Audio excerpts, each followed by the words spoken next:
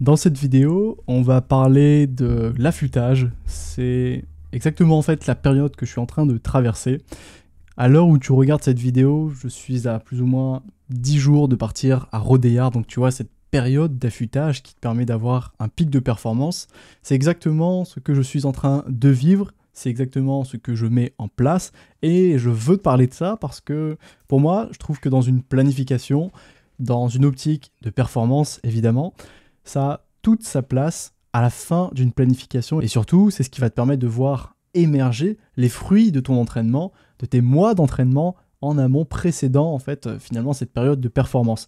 Et si cette période-là, cette phase est mal gérée, ça peut en fait finalement ruiner tes efforts. Donc on va parler dans cette série de 4 grandes thématiques, 4 grands chapitres qui font partie de cet affûtage que tu peux utiliser. Ce sont finalement 4 outils te permettant d'arriver dans les meilleures conditions qui soient pour être à ton pic de performance.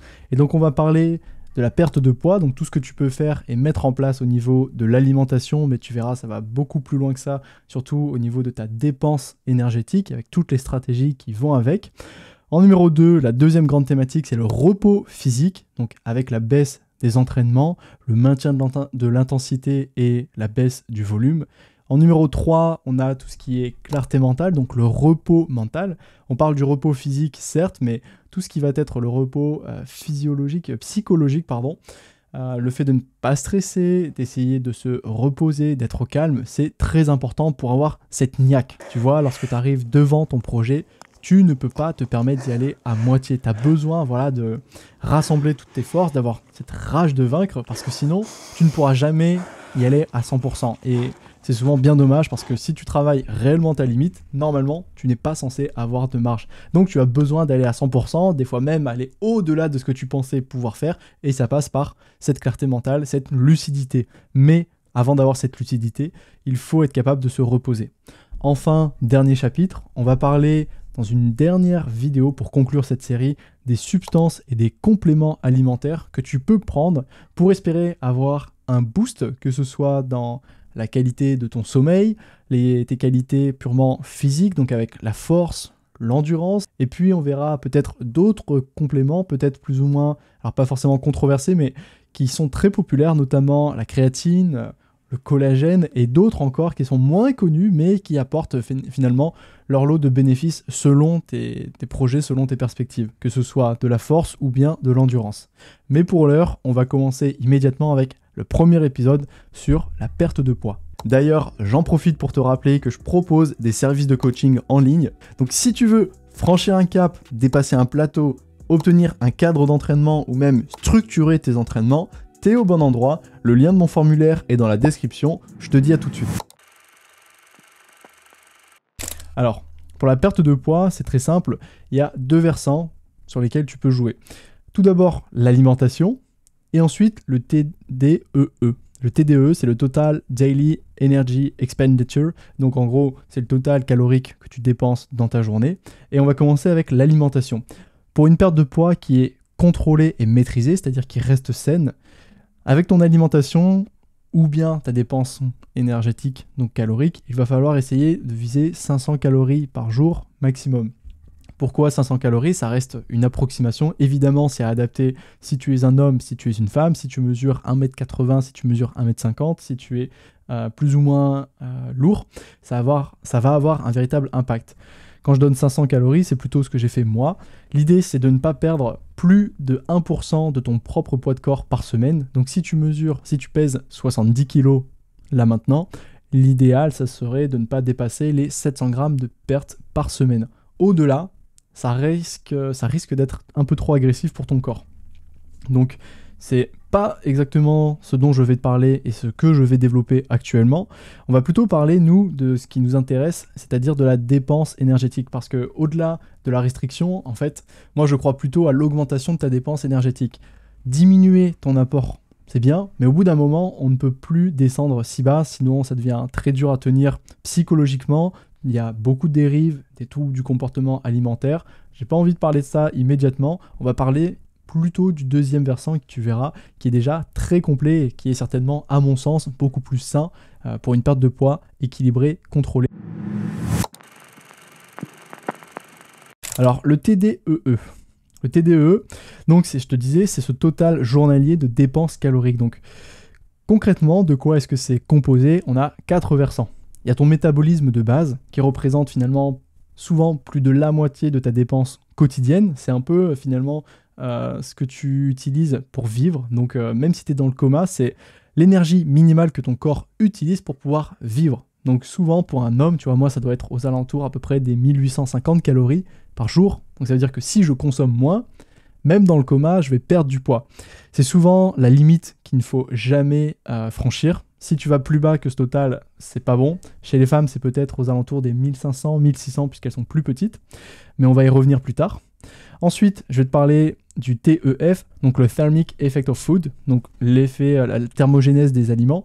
Donc ça, c'est complètement marginal, mais tu vas voir qu'on peut quand même l'optimiser. Ça représente finalement l'énergie que ton corps utilise pour métaboliser, pour déconstruire toutes les briques alimentaires, que ce soit les protéines, les lipides et les glucides. Et donc en fonction de ce que tu vas manger, tu vas pouvoir mettre à profit finalement cet effet-là pour peut-être manger plus si tu es un gros mangeur. Enfin, on va parler de l'activité physique qui peut être décomposée en 2 éléments. Le sport à proprement parler, donc ici exercise, et le NEAT. Donc ici, c'est le Non-Exercise Activity Thermogenesis. Donc c'est tout ce qui va être les petits mouvements de la vie au quotidien qui n'est pas considéré comme du sport. C'est-à-dire le fait de tapoter du pied, de trembler, de bouger. Comme là, tu vois, je fais des gestes à la caméra. Ça, c'est du NEAT. Mais également tout ce qui va être marcher, bricoler, faire de la cuisine, le ménage, ce genre de choses. Bref, tous les mouvements du quotidien que tu vas faire mais qui n'est pas considéré comme du sport. Et tu verras que ça, c'est vraiment souvent le cheat code. On va en parler en dernier, reste bien jusqu'à la fin de la vidéo parce que c'est souvent un élément qui est sous-estimé mais qui peut représenter en fait finalement plus de 50% de ta dépense énergétique et c'est le levier principal sur lequel on va jouer. Mais avant de parler de celui-là, on va commencer par la base. Donc je te parlais du métabolisme de base qui lui représente les 40 à 70% de ta dépense énergétique. Celui du TEF qui est marginal, à peu près 10% on va dire. L'activité physique qui, selon si on est plus ou moins sportif, 5% à 30%. Et le NEAT qui peut monter jusqu'à 50% de ça.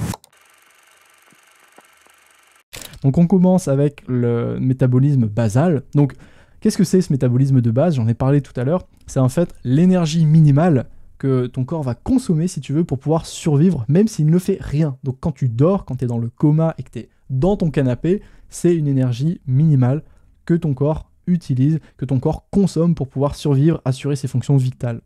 Ce qui va influencer cette dépense, tout d'abord c'est la masse corporelle. Donc si tu es plus grand, enfin plus lourd, plus léger, ton âge, c'est pas la même chose. Souvent en fait par décennie, quand tu tends à perdre un petit peu 1 à 2% de cette dépense.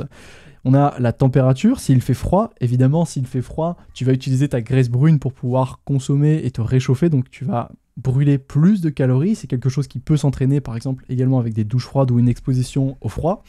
Il y a la composition corporelle, plus tu as de masse graisseuse, plus tu vas diminuer en fait ton BMR, donc ton métabolisme de base, plus tu as de muscles, plus tu vas consommer au repos d'énergie. Ça reste quand même marginal, faut pas déconner non plus.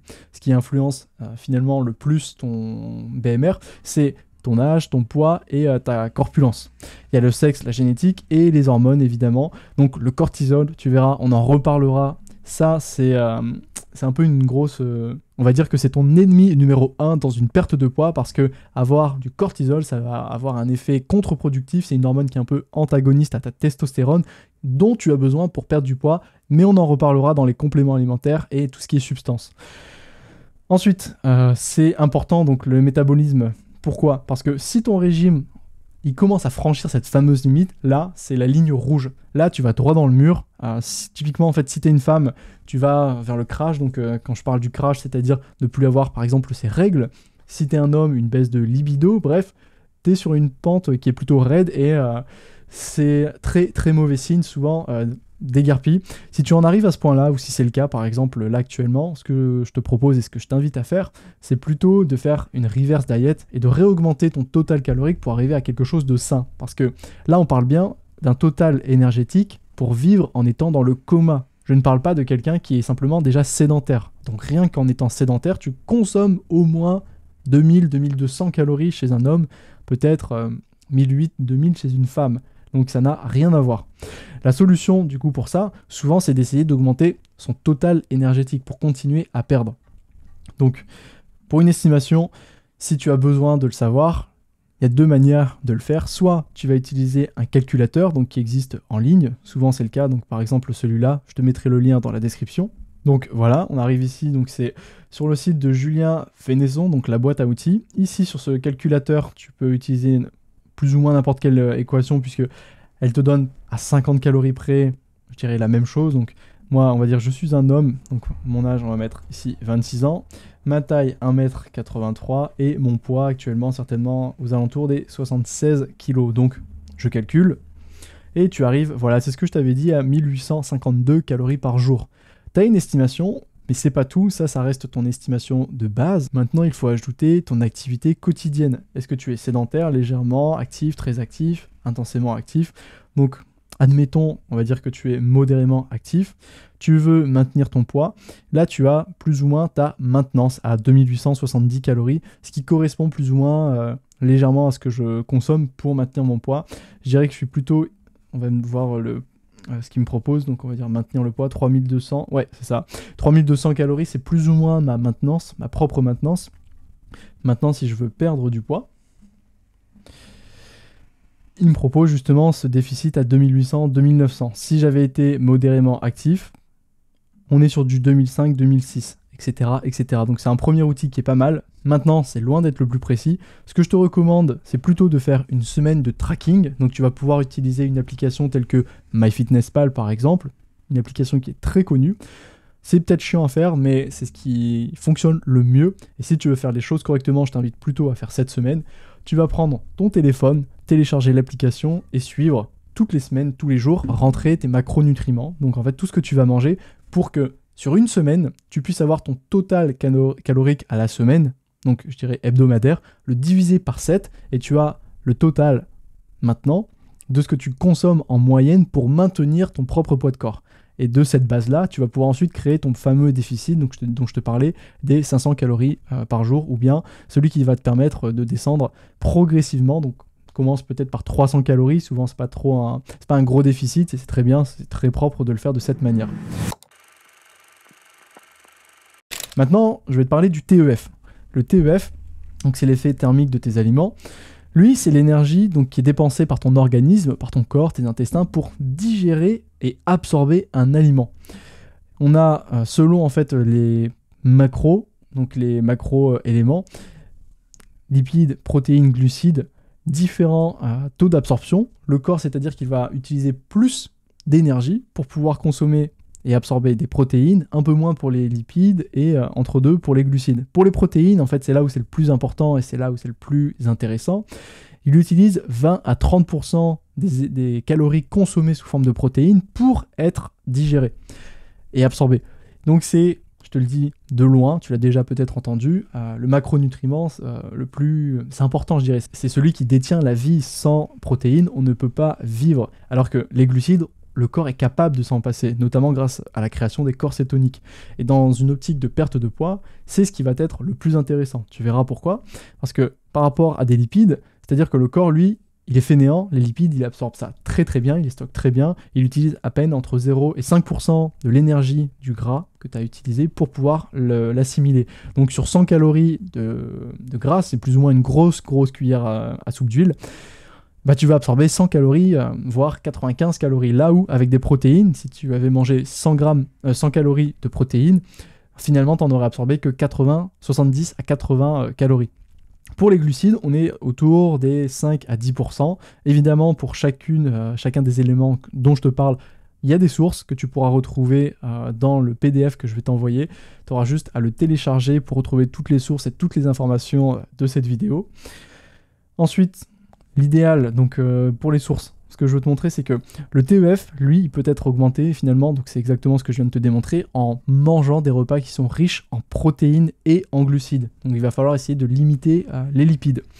Ensuite, une autre source qui va dans ce même sens-là montre que les repas riches en protéines, ils augmentent le TEF de manière significative, donc c'est pas juste une lubie, c'est toujours dans les mêmes, je dirais dans la même logique.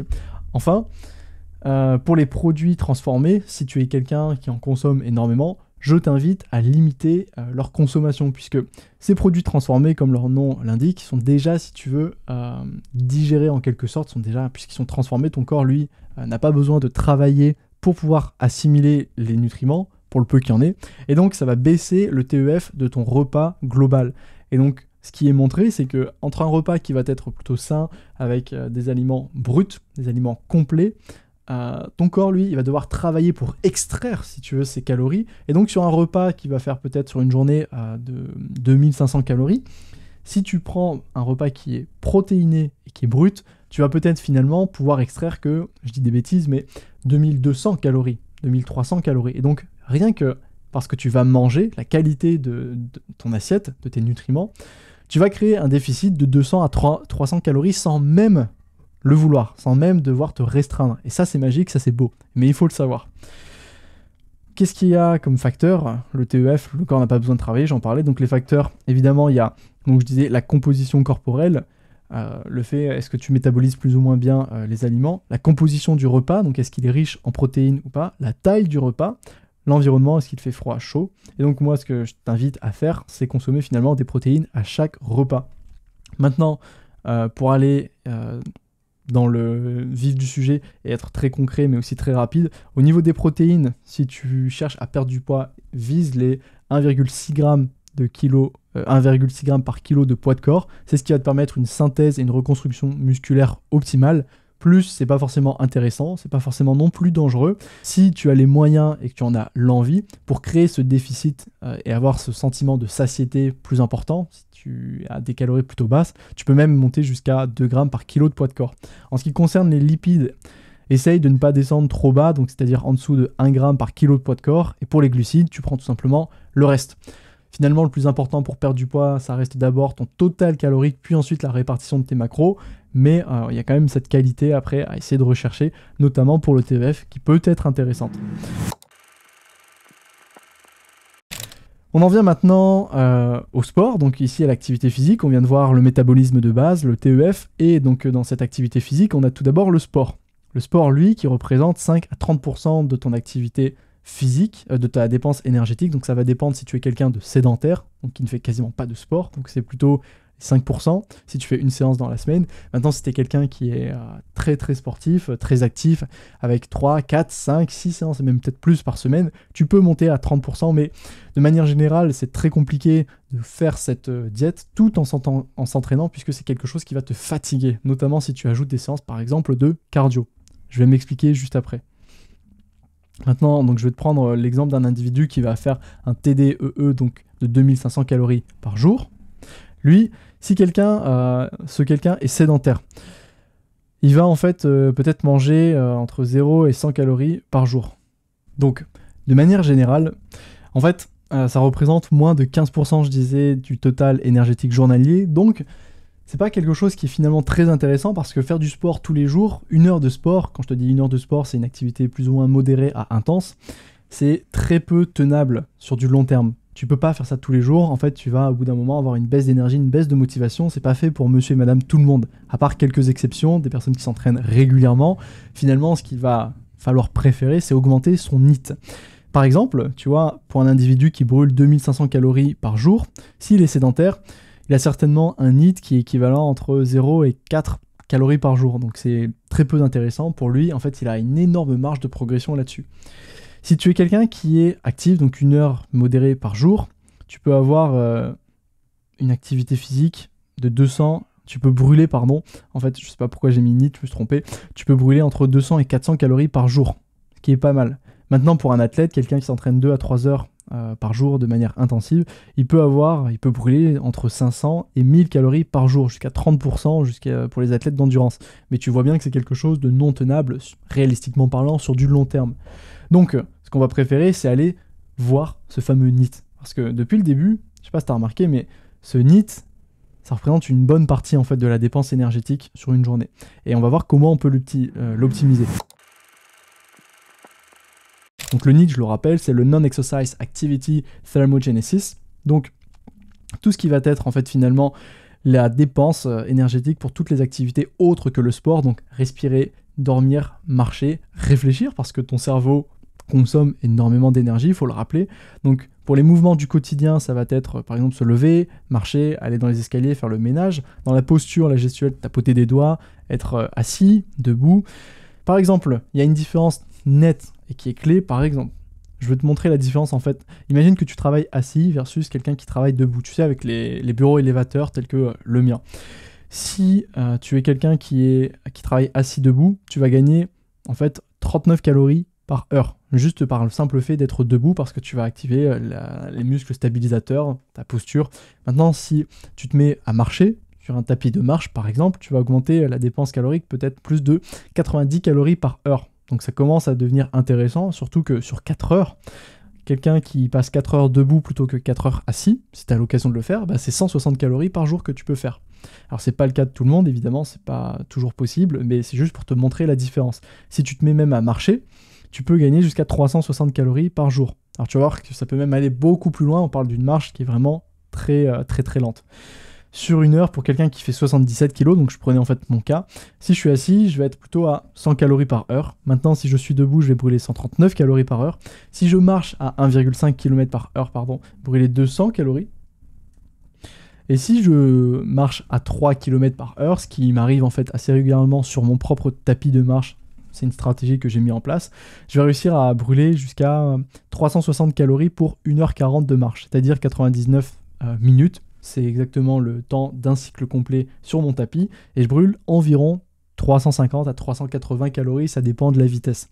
Donc c'est hyper intéressant pour créer un déficit léger, presque imperceptible, puisque tu ne transpires pas, ça ne te fatigue pas, c'est beaucoup plus facile à assumer que finalement, tu vois, aller courir une demi-heure qui correspond à cet équivalent de 360 calories. Moi, je peux te dire qu'une demi-heure de course à pied tous les jours, ça tape, alors que marcher 1h40 sur une journée entière, c'est quand même vachement plus facile à gérer. Au niveau des activités professionnelles, les personnes qui ont un métier actif, qui travaillent par exemple dans le BTP, vont forcément avoir un NEAT beaucoup plus élevé que celles et ceux qui sont en bureau, donc non actifs. Au niveau des loisirs, on a par exemple donc, le jardinage, la balade et la danse. Fin du débat, maintenant je pense que tu vois vraiment de quoi on parle. Le facteur le plus important finalement, c'est celui-là. Si tu veux perdre du poids, c'est le NEAT. Parce que, en fait, cette activité supplémentaire qui vient en dehors du sport, c'est ce qui va te permettre d'expliquer pourquoi, dans ton entourage, il y a certaines personnes qui prennent peu de poids malgré le fait de manger énormément. Tu sais, on a toutes, dans sa famille, toutes et tous, des personnes qui sont hyper actives, ou en tout cas très sveltes, et qui mangent énormément, et qui sont quand même toujours, skinny fat. Et ça, c'est ce qui explique finalement le fait que toi, des fois, tu as l'impression, tu as déjà entendu des gens juste dire « Oh, il suffit de regarder une part de gâteau, je la regarde et je prends du poids. » Alors que tu en as d'autres qui vont pouvoir manger 2, 3 parts de gâteau sans jamais en prendre. Je veux prendre du poids, évidemment. C'est parce que ces personnes-là, sans le savoir, même si elles ne font pas de sport, elles ont un NEAT qui est énorme. Soit elles ont un métier qui est physique, soit elles vont marcher régulièrement, tapoter, des personnes qui sont assez nerveuses. Et donc, c'est le cas, voilà, c'est ce que je te disais, du pote qui est assez gros mangeur, qui a un bon coup de fourchette et qui est finalement, en fait, skinny, mais hyperactif. Donc, tu auras évidemment les sources pour expliquer tout ça. Très concrètement, en gros, les participants de l'étude montraient que le NEAT pouvait être augmenté sur une journée et jusqu'à plus de 700 calories de brûlées par jour. Donc, tu vois, 700 calories par jour, c'est plus d'une heure de course à pied, c'est énorme. Le lien sera dans la description, tu pourras regarder en fait tout simplement tout ça sur le PDF en le téléchargeant. Je vais pas passer plus de temps là-dessus sinon la vidéo va être beaucoup trop longue. Et donc le NEAT il est vraiment important, tu as saisi pourquoi, parce que en fait c'est la stratégie qui va te permettre de brûler le plus de calories par jour sans finalement te fatiguer. Tu peux monter jusqu'à plus de 2000 calories par jour avec un NEAT important. Je sais de quoi je parle, notamment lorsque je faisais, tu vois, le GR20. On marchait plus de 8 heures par jour, 10 heures, 12 heures par jour. Donc les 2000 calories, on les avait. Versus 200 à 300 calories pour les sédentaires. Évidemment, là je t'ai pris un extrême, mais pour des personnes juste qui sont actives dans la vie, c'est facile d'augmenter ton NEAT à plus 300, plus 400, plus 500 calories. On parle souvent et on entend souvent parler des 10 000 pas par jour. Donc ça représente grosso modo, en tout cas pour moi, 1h30 de marche. Donc ça te permet de brûler à peu près 300 à 500 calories par jour. C'est pas très compliqué à faire. Il suffit simplement de marcher un petit peu soit le matin, soit sur la pause déjeuner, ou bien quand tu rentres aujourd'hui. Surtout que maintenant, en ce moment, les journées sont beaucoup plus longue, donc une fois que le soleil se couche, tu peux aller marcher tranquillement en fin de journée. Après, par exemple, ton repas du soir, ça marche très bien. Donc, moi, c'est typiquement ce que je mets en place, mais c'est également très important parce que, en fait, le NEAT, si tu veux, c'est un effort qui est tellement léger qu'il va procurer aucune fatigue, aucune compensation, et ça va te permettre de manger plus, et donc de perdre plus et plus facilement. C'est-à-dire que tu peux très bien avoir une consommation normale, on va dire de 2500 calories pour maintenir ton poids, et si tu veux perdre du poids, tu peux continuer à manger tout autant juste en allant marcher. Tu vois, juste en allant marcher, c'est tout bête, mais ça va te permettre en fait de de perdre du poids. Et si tu veux juste, par exemple, admettons que tu tombes à 2000 calories, ça devient très dur pour toi. C'est quand même bas, hein, 2000 calories. Si tu veux continuer à perdre, mais que tu veux manger plus, et ben tu peux tout simplement faire ton NEAT, aller marcher sur un tapis, faire une balade, ce que tu veux, pour brûler 500 calories supplémentaires, manger ces 500 calories, donc monter à 2500 calories par jour, être bien dans ta tête parce que tu vas pas penser tout le temps à la nourriture et continuer à perdre du poids, sans créer finalement de fatigue supplémentaire. En fait, ça va te permettre de manger plus parce que tu vas pas te restreindre, tu vas avoir de meilleurs niveaux d'énergie et ton déficit finalement il va être plus facile à tenir sur du long terme. Il n'y aura pas de fatigue non plus parce que l'effort il est léger. Contrairement finalement à des efforts intenses qui eux provoquent, j'en arrive à ce que je voulais te le dire, beaucoup plus de fatigue. Je parle finalement du cardio classique et des effets de compensation où tu vas avoir besoin soit de plus de repos pour compenser, pour récupérer. Et donc si tu as besoin de récupérer, bah, tu vas être dans une léthargie totale, tu vas être affalé dans ton canapé, tu vas pas réussir à récupérer. Enfin, tu vas récupérer, mais finalement tu vas plus rien faire de ta journée, donc tu vas baisser ton NEAT qui était déjà peut-être pas élevé. Donc finalement, ça va pas être productif. Et où tu vas avoir cette sensation de faim qui va te tenailler, qui va en fait te saisir le corps tout le temps. Tu auras tout le temps faim parce que tu vas penser à la nourriture, tu vas penser à la bouffe parce que tu vas crever la dalle tout simplement. Tu auras fait ta séance. Imagine, tu fais 1 heure de cardio tous les jours. Je peux te dire que 1 heure de cardio en maintenant ton total calorique intact, c'est très très compliqué. Tu vas avoir faim. En tout cas, moi, c'est ce qui m'arrive. Et donc, la solution pour tout ça, c'est ce qu'il faut retenir, le NEAT. Je reviens directement là-dessus, mais il y a ton métabolisme de base que tu ne peux pas changer. Ce que tu vas manger, donc je te conseille des aliments protéinés pour augmenter ta satiété, donc avoir moins faim et surtout créer naturellement ce déficit calorique pour pouvoir extraire en fait les nutriments. Donc ça c'est ton corps qui va le gérer. Et maintenant la variable sur laquelle toi tu peux jouer, c'est augmenter ton NEAT et non pas ton nombre d'exercices, ton nombre de séances de sport. Et ce qui va passer classiquement par de la marche. En fait la marche c'est vraiment un hack, le hack ultime, c'est très très sous-estimé. Quand tu veux perdre du poids, quand je veux perdre du poids, c'est ce que je fais. Je marche énormément et c'est ce qui me permet de continuer à perdre du poids tout en mangeant beaucoup de calories. Là actuellement, je suis environ à 2200. Alors je suis sur une sèche qui est quand même agressive, mais j'ai commencé à 2600 calories et je perdais bien. Je perdais énormément de poids au début. Là, c'est parce que je n'ai pas le temps, je pars dans 10 jours, je veux accélérer cette perte. Évidemment, je vais bientôt arrêter, mais tout ça pour dire que ce NEAT-là, c'est vraiment quelque chose que tu ne dois pas sous-estimer. Écoute, c'est tout pour cette première vidéo qui est déjà très très longue. On a parlé de pas mal de choses. C'était le premier épisode pour la perte de poids. Je te dis à la prochaine. On parlera du repos physique, à ne pas sous-estimer, de la clarté mentale et des substances et des compléments. Je te dis à la prochaine. Ciao. Bon bah, s'il y a plus, perd au cul. À vue.